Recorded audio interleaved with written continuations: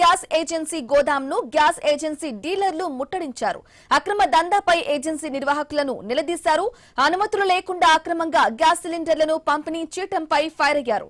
ప్రజల ప్రాణాలతో చెలగాటమాడుతున్నారని మండిపడ్డారు. ఇక రాయితీపై వచ్చే సిలిండర్లను అక్రమంగా హోటళ్లు, వాణిజ్య సంస్థలకు తరలిస్తున్నట్లుగా గుర్తించారు. నిరుపేద కుటుంబాలకు లబ్ధి చేకూరాల్సిన రాయితీ దుర్వినియోగం అవుతోందని స్థానిక ప్రజలు ఆరోపించారు. అక్రమ సిలిండర్ల దందాపై పలువురు గ్యాస్ ఏజెన్సీ డీలర్లు కలెక్టర్ కు ఫిర్యాదు చేశారు. వెంటనే గ్యాస్ గోదాంను సీజ్ చేయాలని డీలర్లు డిమాండ్ చేస్తున్నారు.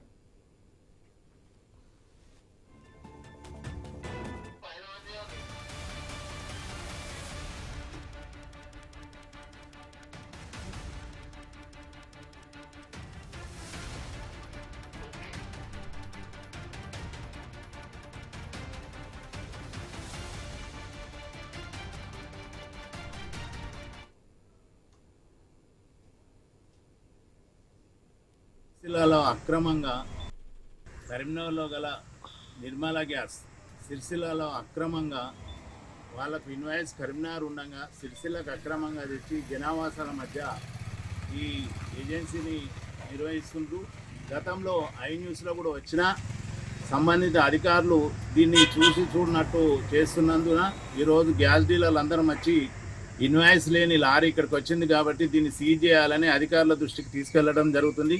7-8 సంవత్సరాల నుండి అనాథరైజ్ ఎటువంటి గోదాం లేకుండా జిల్లా స్థాయిలో జిల్లా పట్టణంలో ఇటువంటి అక్రమ గ్యాస్ ఏజెన్సీ నిర్వహిస్తున్నారు కాబట్టి దీన్ని వెంటనే కలెక్టర్ గిట్ట దీన్ని వెంటనే సీజ్ చేయాలి. గతంలో అవినీతి అధికారులు దీన్ని వెంబడి దీన్ని తతంగాన్ని నడుపుతున్నారు.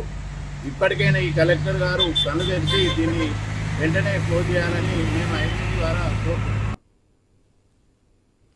సిరిసిల్లలో భారత్ గ్యాస్ ఏజెన్సీ గోదాంలో గ్యాస్ దంద కొనసాగుతోంది. ఇదే విషయానికి సంబంధించి మా Telangana bureau chief Kiran phone ద్వారా అందిస్తారు. కిరణ్, చెప్పండి, ఈ ఘటనకు సంబంధించి అధికారులు ఎవరైనా స్పందించారా? అప్డేట్స్ ఏంటి?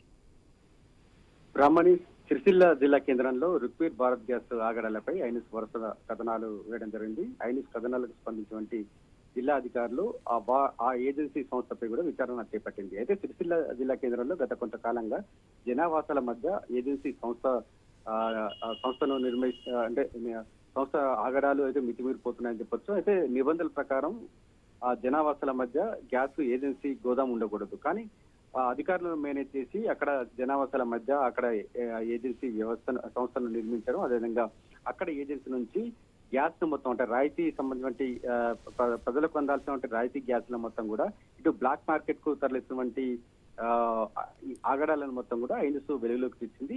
ఈ నేపథ్యంలోనే ఇటు ఐనుస్ కథనాలకు స్పందించినటువంటి జిల్లా అధికారులు ఈ ఘటనపై కూడా విచారణ చేపట్టారు. ఆ గ్యాస్ ఏజెన్సీ ముందు కూడా ఇప్పటికే ఏజెన్సీ సంబంధించిన ఏజెన్సీ ఆగడాలపై కూడా ఇటు చాలా రోజులుగా కూడా ఇటు స్థానికులు కూడా ఆందోళన వ్యక్తం చేయడం జరిగింది. ఏజెన్సీ సంబంధించి కూడా అక్కడ నుంచి గోదాంను ఎత్తివేయాలనేటువంటి డిమాండ్ తో కూడా చాలా సార్లు కూడా ఆందోళన చేసినటువంటి నేపథ్యంలో ఇటు ప్రజల పక్షాన కూడా ఐనూస్ అయితే పోరాటం చేసింది. అయితే గ్యాస్ ఏజెన్సీ సంబంధించి జన నివాసాల మధ్య ఉన్నటువంటి గ్యాస్ ఏజెన్సీ అక్కడ నుంచి తీసివేయడంతో పాటు వారి ఆగడాలకు సంబంధించి మొత్తం బ్లాక్ మార్కెట్ కు తరలిస్తున్నటువంటి ఈ అంశాలకు సంబంధించి కూడా ఐనూస్ వరుస కథనాలు ఇచ్చినటువంటి నేపథ్యంలో ప్రస్తుతం అయితే వారి ఏజెన్సీ సంస్థపై కూడా విచారణ కొనసాగుతున్నటువంటి పరిస్థితి అయితే ఉంది. మొత్తానికి ఈ గ్యాస్ ఏజెన్సీ సంబంధించినటువంటి ఐనూస్ కథనాలకు జిల్లా అధికారులు కూడా స్పందించినట్టుగా తెలుస్తా ఉంది. ఇటు స్థానికులు కూడా ఐనూస్ కథనాలకు హర్షం వ్యక్తం చేస్తున్నట్టు తెలుస్తా ఉంది. Right Kiran, thank you for the updates.